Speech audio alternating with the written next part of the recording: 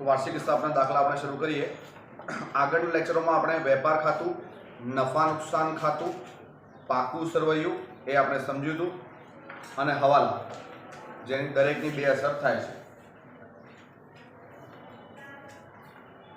દાખલો શરૂ કરતા પહેલા આપણને શું તૈયારી રાખવાની એના વિશે પહેલા જાણી લો।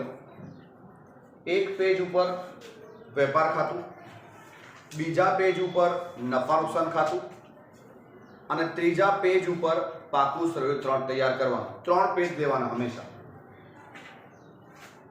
તમે જોઈ શકો છો વેપાર ખાતું આપણે દાખલો નંબર 6 કરવાના છીએ। તો 6 નંબર સમમાં તમે જુઓ 31, 3, 15 છે। તો ઉપર હેડલાઇન 31, 3, 15 ના રોજ પૂરા થતા વર્ષનું વેપાર ખાતું અને વિગત રકમ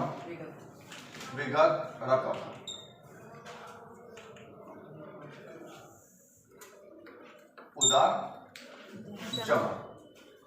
એવી રીતે બીજા પેજ ઉપર 31, 3 ના રોજ 31, 3, 15 ના રોજ પૂરા થતા વર્ષનું નફા નુકસાન ખાતું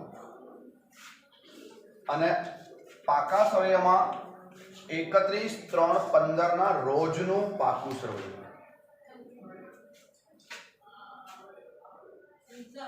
એમાં પછી આવશે મૂડી દેવા રકમ, મિલકત દેણા રકમ। મૂડી દેવા રકમ, મિલકત દેણા રકમમાં તમે જુઓ બેટા, કોને બોલાયા હતા? ચલો ફટાફટ કરો યાર। મૂડી દેવા પછી તમે જુઓ, તમને મેં દાખલો સમજાયો હતો ત્યારે એક ફોર્મેટ આપણે કર્યું હતું, મૂડી વત્તા મૂડીમાં વધારો વત્તા મૂડી પર વ્યાજ વત્તા ચોખ્ખો નફો।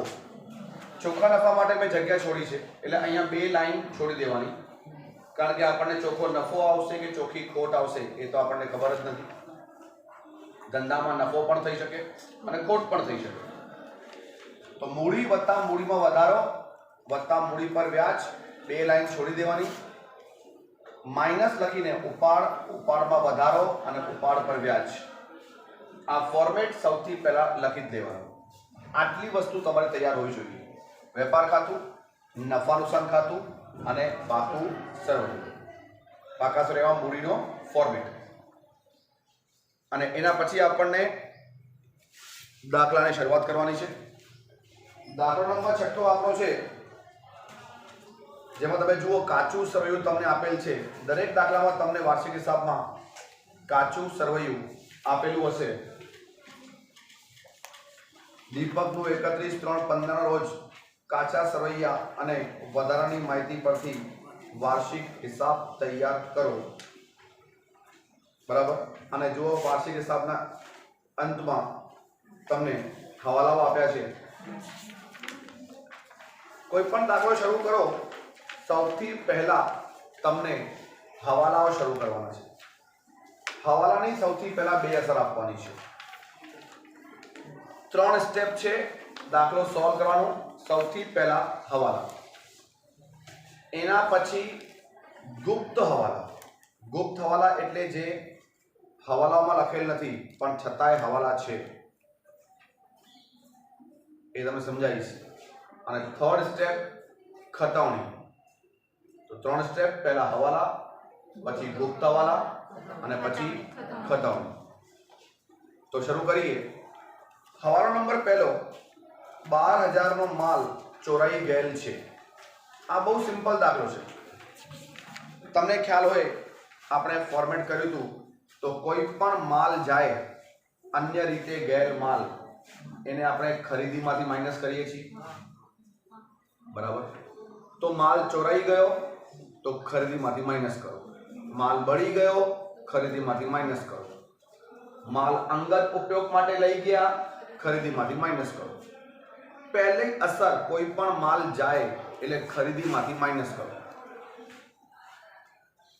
અને બીજી અસર તમને મેં સમજાવ્યું હતું, આપણે બુદ્ધિપૂર્વક આપવાની। જેમ કે માલ બળી ગયો એટલે આપણું નુકસાન થયું, તો નફા નુકસાનમાં ઉધાર। આ ખોલતા રહેજો બેટા વારંવાર। એના પછી જો માલ ચોરાઈ ગયો તો એ પણ નુકસાન કહેવાય. નુકસાન ક્યાં લખીએ છીએ આપણે હંમેશા? નફા નુકસાનની ઉધારમાં. પહેલી અસર ફરી કહું છું, ખરીદીમાંથી માઇનસ કરવાની, અને બીજી અસર નફા નુકસાનની ઉધારમાં. પણ હું તમને કહું 2000 નો માલ અંગત ઉપયોગ માટે લઈ ગયા તો એ તો ઉપાડ કહેવાય ને, એ નુકસાન ના કહેવાય. તો એની બીજી અસર ઉપાડમાં આપવાની, ઉપાડમાં વધારો. એટલે જે બીજી અસર છે ને એ આપણને વિચારીને આપવાની કે નુકસાન છે કે ઉપાડ છે. બરાબર? તો જુઓ ફર્સ્ટ નંબર વાળો, 12000 નો માલ ચોરાઈ ગયો. બરાબર? તો પેલા દાખલામાં જુઓ ખરીદી કેટલાની છે. ખરીદી તમારે જો આપેલ છે કાચા શરીરમાં જોતા રહેવાનું બેટા, જેમાં પણ પ્લસ અને માઇનસ કરવું છે એમાં જોતા રહેવાનું, કઈ રકમ લખવી પડે. તો ખરીદી છે 8 લાખ રૂપિયા ઉધાર બાજુ. તો ખરીદી આપણે લખીએ છીએ વેપાર ખાતાની ઉધારમાં 8 લાખ રૂપિયા માઇનસ શું થયું છે આપણે? માલ ચોરાઈ ગયો. તો ચોરી થી ગયેલ માલ રૂપિયા 12000. તો રકમ થઈ 7,88,000 રૂપિયા. રકમ જો અંદર જ લખી છે. કેમ અંદર લખી છે એનું કારણ છે, તમને ખ્યાલ હશે ફોર્મેટમાં ખરીદીમાંથી ખરીદ પરત પણ માઇનસ થાય છે. તો જ્યાં સુધી ખરીદ પરત નહીં આવશે ત્યાં સુધી આપણે આ રકમને બહાર નહીં લઈશું. સમજી ગયા? તો પહેલી અસર માલ ચોરાઈ ગયો એટલે ખરીદીમાંથી માઇનસ કર્યું, અને માલ ચોરાઈ ગયો એ આપણા માટે શું છે? નુકસાન છે. તો નુકસાન ક્યાં લખીએ છીએ? નફા નુકસાનની ઉધારમાં. તો અહીંયા લખી દેવાનું ચોરીથી નુકસાન રૂપિયા 12000. આવી રીતે બે હવાલાની અસર આવી. હવાલાની બે અસર આપણને આપવાની છે. નેક્સ્ટ આગળ વધો. 15000 નો માલ નમૂના તરીકે વેચેલ છે. માલ આપણે વેચ્યો છે નમૂનામાં, એટલે આ પણ ગયેલ માલ કહેવાય, અને રીતે ગયેલ માલ કહેવાય. તો સૌથી પહેલા અહીંયા માઇનસ નમૂનાથી વેચેલ માલ રૂપિયા 15000. આ જે ખરીદી અંદર લખેલી છે એમાં જ કન્ટિન્યુ કરવાનું. બરાબર? એક વસ્તુ ઉપર 2-3 હવાલા હોય તો કન્ટિન્યુ થાય. બાકી રહ્યું 7,73,000. હવે માલ નમૂનામાં વેચ્યું. નમૂનામાં વેચ્યું એટલે આપણા માટે શું કહેવાય? જાહેરાત ખર્ચ. એ નુકસાન ના કહેવાય, એ ખર્ચ કહેવાય, જાહેરાત ખર્ચ. તો જાહેરાત ખર્ચ પણ નફા નુકસાનની ઉધારમાં. જાહેરાત ખર્ચ રૂપિયા 15000. કારણ કે માલ કેટલાનો આપ્યો આપણે? 15000. ક્લિયર? 16000 નો માલ આગમાં બળી ગયો. ફરીથી માલ આગમાં બળી ગયો તો માઇનસ આગથી બળી ગયેલ માલ 16000. તો બાકી રહ્યા 7,57,000. હવે માલ આગમાં બળી ગયો એ આપણા માટે શું કહેવાય? નુકસાન. તો નફા નુકસાનની ઉધારમાં. આગથી નુકસાન રૂપિયા 16000. લાસ્ટ સવાલો. 1500 નો માલ ધર્માદામાં આપેલ હતો. માલ આપ્યો છે ધર્માદામાં એટલે એ પણ અહીંયા માઇનસ ધર્માદામાં આપેલ માલ રૂપિયા 1500. તો 7,56,000 7,55,500. અને માલ ધર્માદામાં આપ્યો એ આપણા માટે શું છે? શું છે? ખર્ચ. ધર્માદા ખર્ચ. ધર્માદા ખર્ચ. ઘણા બાળકો ખર્ચ અને નુકસાનમાં નહીં જાણતા કે શું છે. એક બહુ સાધારણ વસ્તુ કહું, શું ફરક છે નુકસાન અને ખર્ચમાં? કોઈને ખ્યાલ છે? બધાને ખ્યાલ તો હશે પણ કહેતા નહીં આવડે. એક સિમ્પલ દાખલો પ્રશ્ન પૂછું ને એનો જવાબ પણ નહીં આવે તમને. નાણું એટલે શું? નાણું એટલે શું? મેં તમે સમાનાર્થી શબ્દ ના પૂછ્યો કે સમાનાર્થી શબ્દ કહો એ ના પૂછ્યું, વ્યાખ્યા પૂછી. નાણું એટલે શું? વાપરવામાં તો ખબર નહીં પડતી ને, પણ નાણાનો અર્થ જ ખબર નહીં તમને. એવી ઘણી વસ્તુઓ છે જે આપણે રોજબરોજ કરીએ છીએ પણ અર્થ ખબર નથી હોતા. જેમ તમે પૂછ્યું ખર્ચ અને નુકસાનમાં શું ફરક?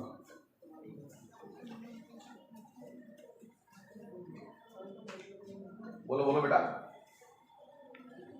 તો શું કરી બોલો ને? ખર્ચ તું કહી દીધી ને, કઈ કહે તારું જ આવે બેટા, એટલું મને ખ્યાલ આવે છે. સેકન્ડ બેન્ચ ઉપર બેઠી છે, ખ્યાલ આવી જાય. બોલો બેટા. યસ, હા તમે કઈ કહો, ટ્રાય કરો.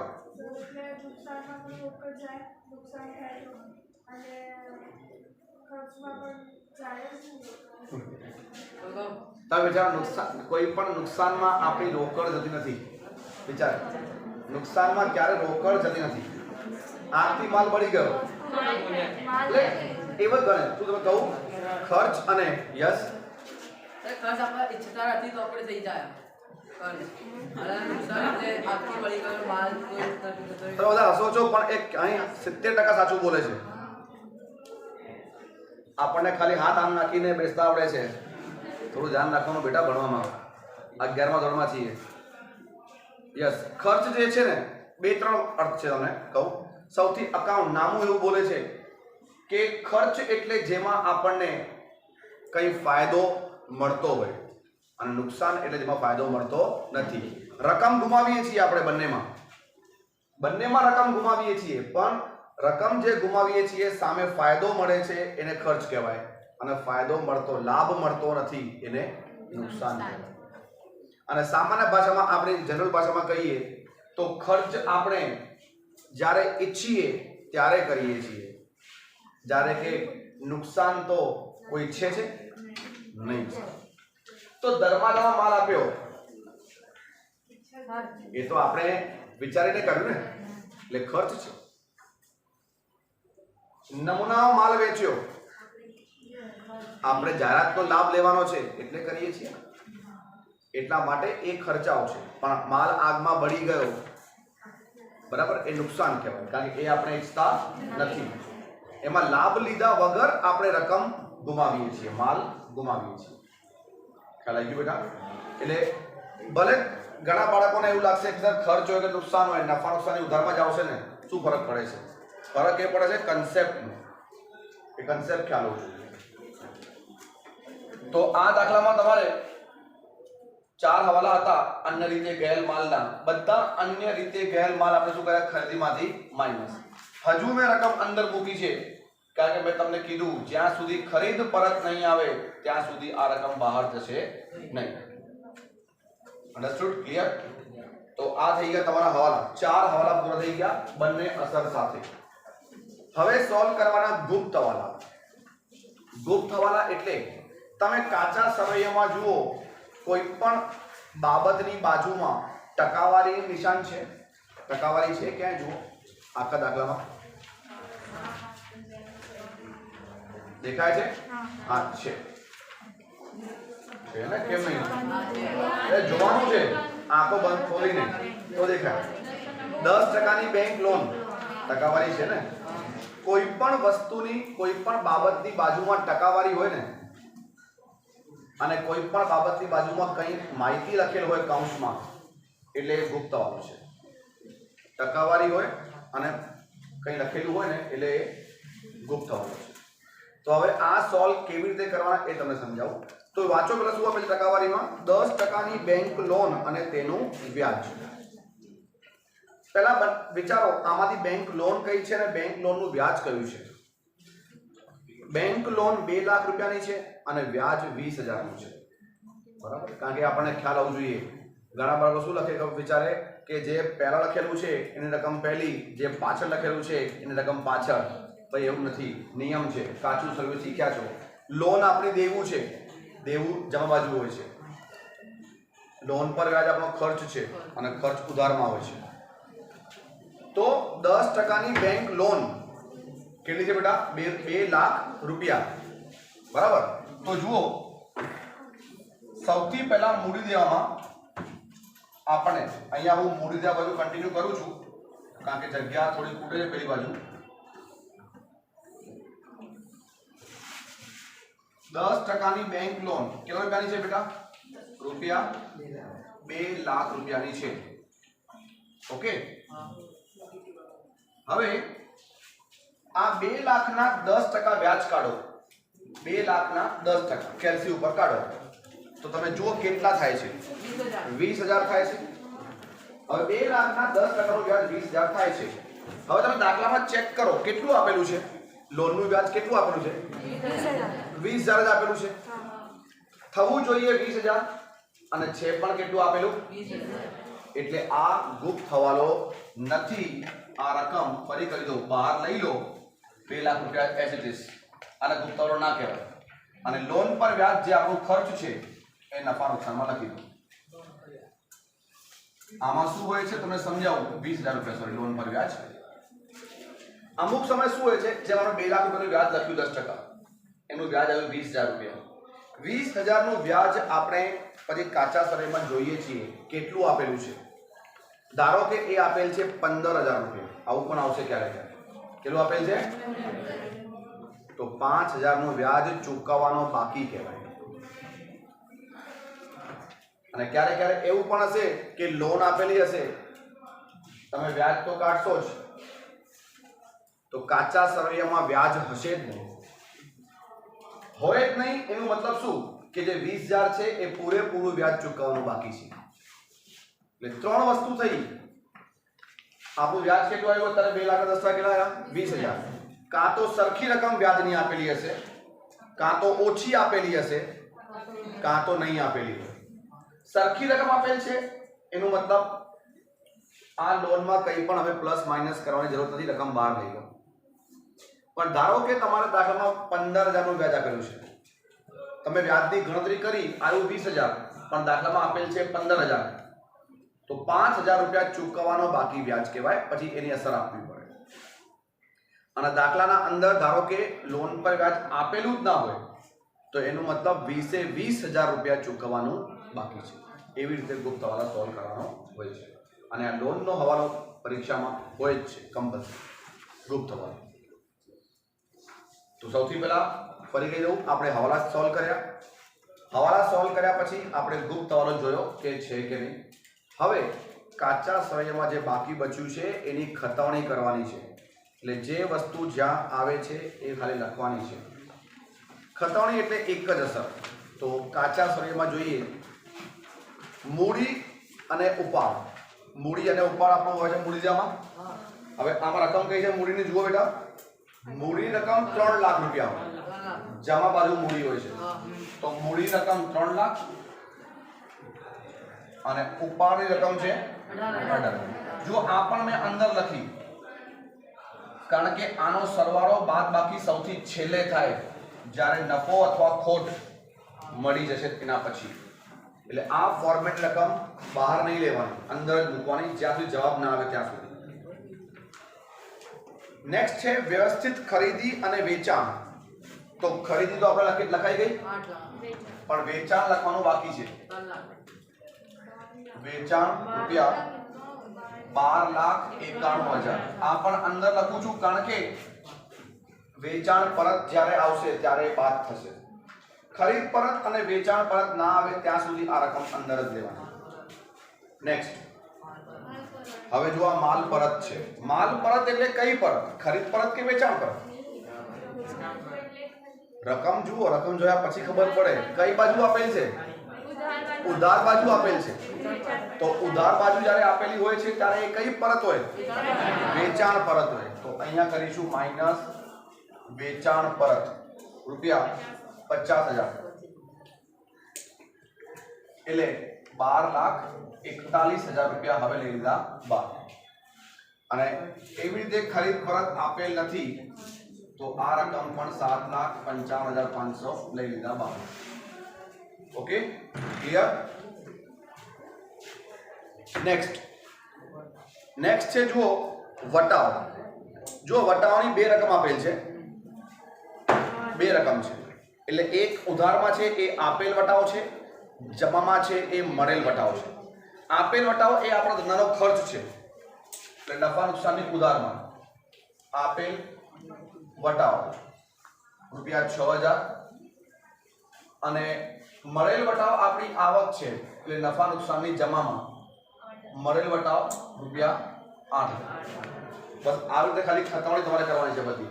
જે વસ્તુ જાય, જે મૂડી આવી લખાઈ ગઈ, ઉપાડ લખી દીધો, જે વસ્તુ આવે ખતવણીમાં શું છે એક એક અસર આપવાની છે. આગળ દેવાદારો, લેણદારો. ભાડું રહી ગયું તો ભાડું આપણો ધંધો ખર્ચ છે નફા નુકસાનના ઉધારમાં. ભાડું રૂપિયા 7000.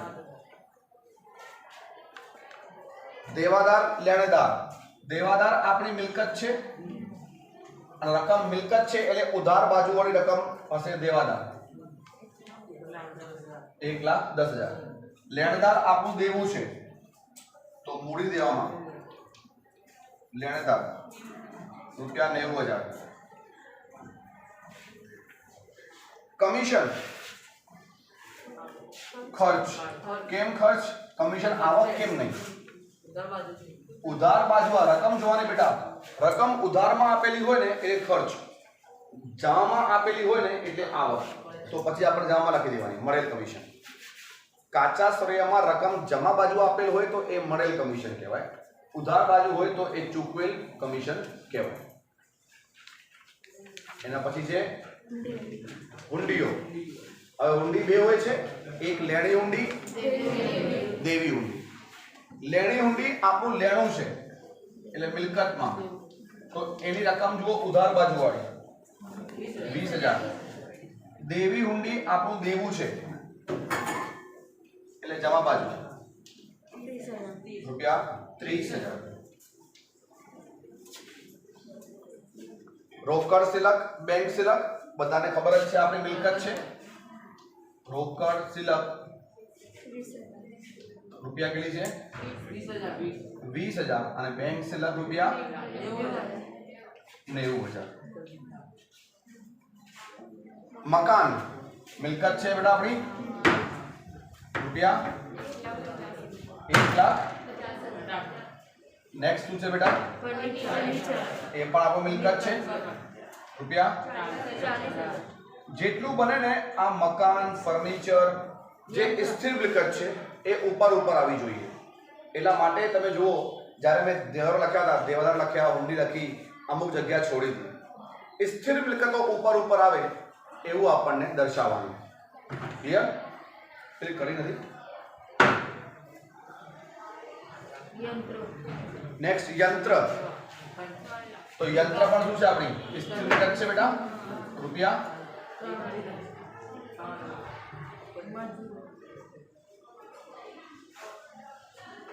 3 લાખ રૂપિયા. મજૂરી. મજૂરી આપણે વેપાર ખાતામાં લખીએ છીએ રૂપિયા 60,000. એના પછી આવક, માલ, ગાડી ભાડું એ પણ વેપારમાં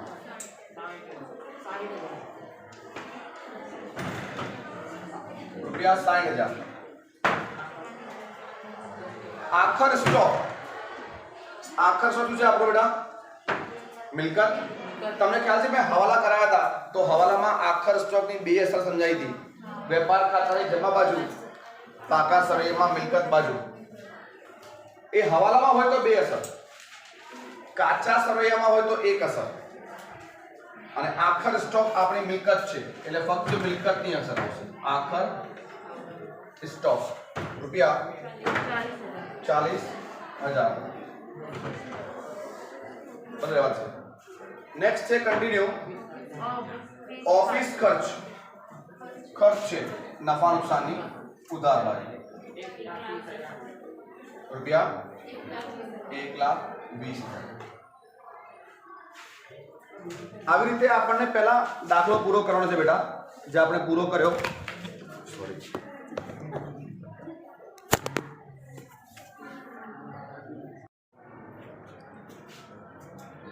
તો દાખલો પૂરો થઈ ગયો. સૌથી પહેલા આપણે શું કર્યું હતું? હવાલા સોલ્વ કર્યા હતા, જેમાં આપણે અન્ય રીતે ગયેલ માલના હવાલા આવ્યા. અન્ય રીતે ગયેલ માલ એટલે ખરીદીમાંથી બધા માઇનસ કર્યા હતા અને નફા નુકસાનની ઉધારમાં. પછી ગુપ્ત હવાલો સોલ્વ કર્યો, લોનનો મૂડી દેવા બાજુ અને વ્યાજ લખ્યું નફા નુકસાનની ઉધારમાં.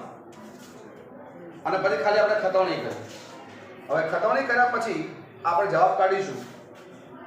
તો તમને જવાબ મેં શીખવાડ્યું હતું,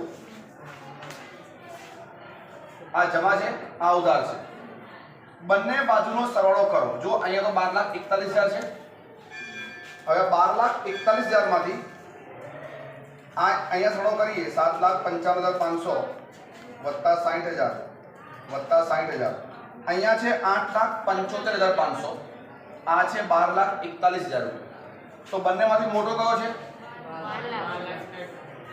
તો એ સરવાળો બંને બાજુ લખી દો. 12,41,000 રૂપિયા અહીંયા પણ અને આ બાજુ પણ. આનું કેરી ફોડો અહીંયા લખું છું, 12,41,000. આ જમા ઉધાર જ છે, એ ઉધારી લેવાનું. હવે 12,41,000 માંથી આ રકમ માઇનસ કરીએ, સરવાળો, તો 3,65,500 જે આ વધ્યા, આ કહેવાય કાચો નફો. શું કહેવાય? જે ઉધારમાં છે બેટા, સમજી ગયા બધા? હવે આ કાચો નફો એ ઉધારનો છે, એ જશે નફા નુકસાનમાં જમા બાજુ.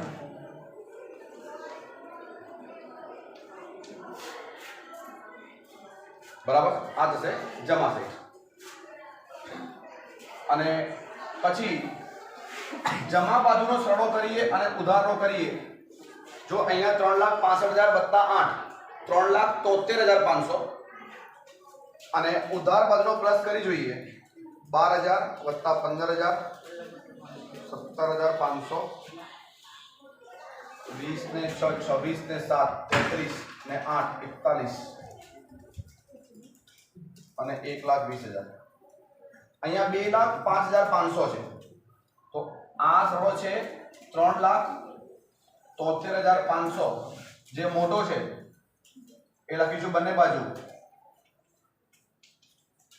અને આ સરળો માઇનસ કરીએ, 3,73,500 તો 1,68,000 રૂપિયા. આ થયો આપણો ચોખ્ખો નફો. સમજી ગયા? આ ચોખ્ખો નફો અહીંયા મૂડીમાં પ્લસ કરવાનો. ચોખ્ખો નફો 1,68,000 રૂપિયા. ક્યાં પ્લસ કરવાનો? મૂડીમાં. જો મૂડીમાં વધારો ડેશ, વ્યાજ ડેશ, ઉપાડ ડેશ. હવે તમે શું કરશો બેટા? મૂડીમાં વધારો, મૂડીનો વ્યાજ અને ચોખ્ખો નફો પહેલા પ્લસ કરી દો. તો 3 લાખ વત્તા 1,68,000 4,68,000. એમાંથી આ 18,000 માઇનસ કરી નાખો એટલે 4,50,000. આ 4,50,000 રૂપિયા રકમ જશે બહાર. હવે છેલ્લે નફો આવી ગયો, રકમ બહાર જશે. સમજી ગયા બેટા?